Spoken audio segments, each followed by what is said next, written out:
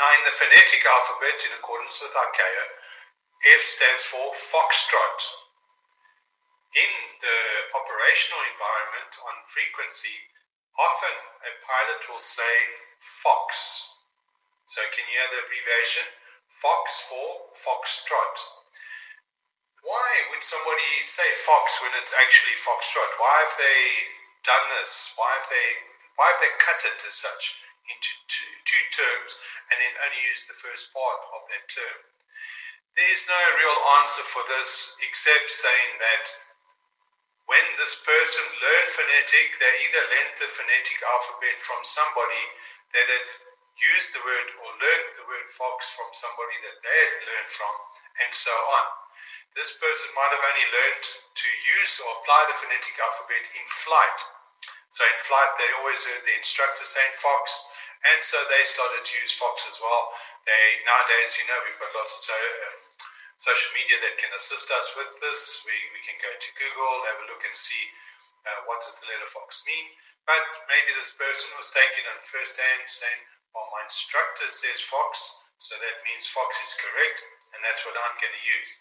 Now, this is not ideal because this is just going to degenerate as the years go by and as this person applies fox in the industry and so on.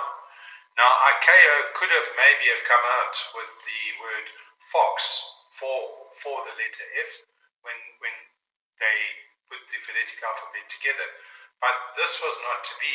The letter the word foxtrot was a word that was designated for the letter F.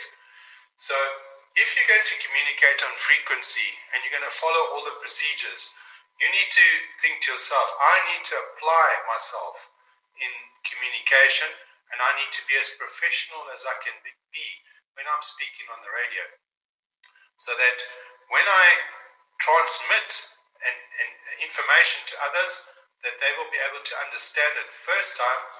There's not going to be an ambiguity or confusion, and the good chance of them, or the chances of them coming back to me and telling me to say again, so basically to repeat my message, is less than 1% chance, okay? Because there's always a chance that they might still ask you, but at least the chances are way less than if you are using a phonetic alphabet that is not correct, that you haven't done proper research on, that you haven't learned, or that you are developing as you go along.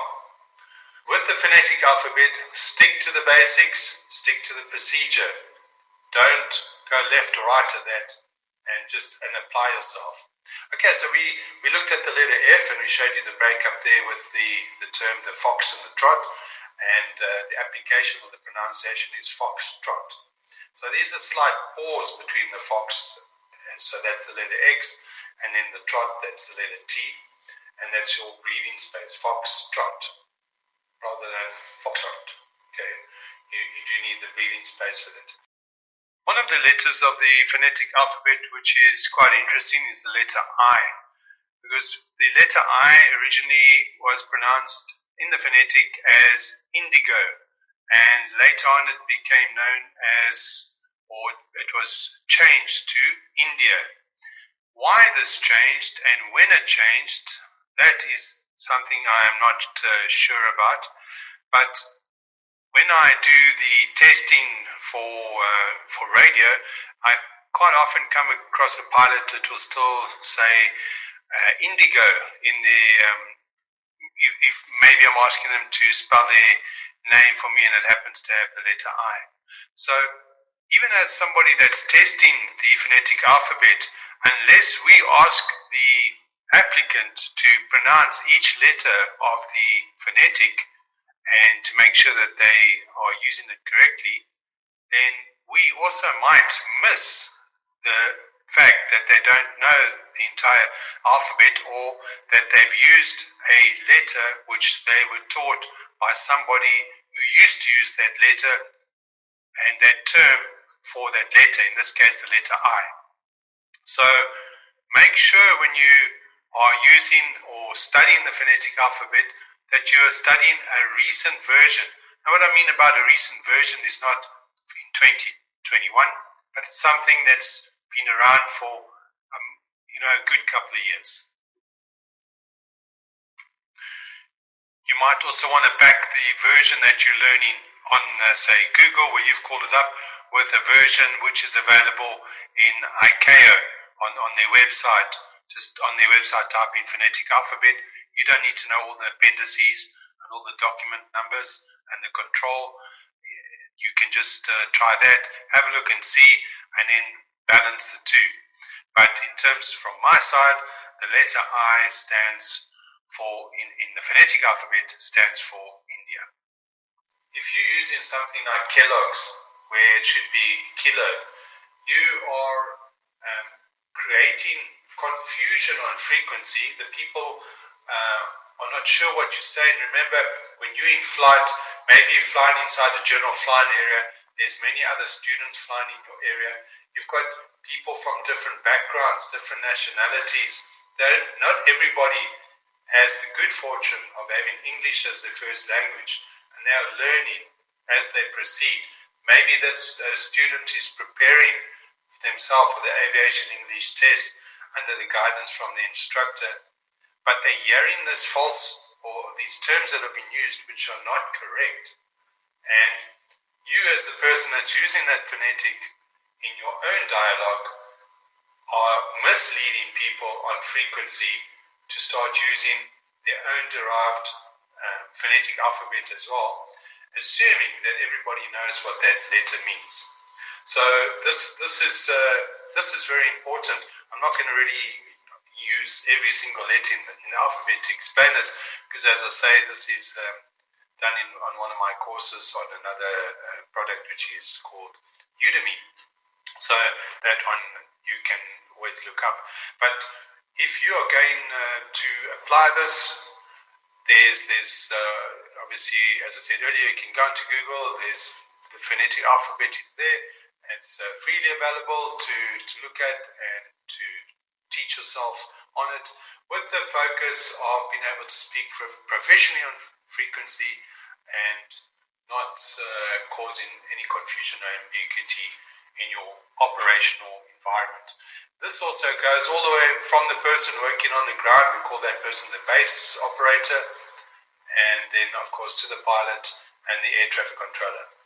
So to summarize with the phonetic alphabet, this is it's a very important application that we use within our operational and daily flying lives, and as air traffic controllers, we need to apply it inside our working environment.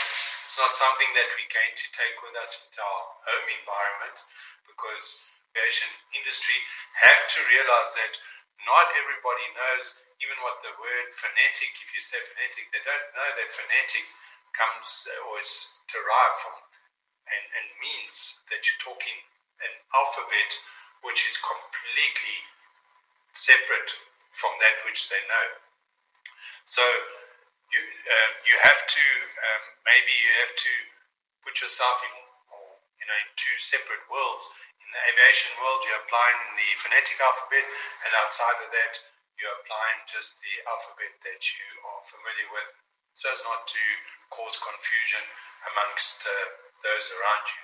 Especially if you're trying to spell your name to somebody and you're trying to use all the phonetic, remember that the person on the other side might not necessarily know what you are talking about. In the same breath, that person on the other side might be passing you information and giving it to you in a self-derived application for them to help with the understanding of the meaning of that letter. So for example, A, they could be saying apple. You know it stands for alpha. Now, you've got one of two approaches to this. Number one, you can say alpha to yourself. You know what the letter A. And B, you can try and correct the person on the other side.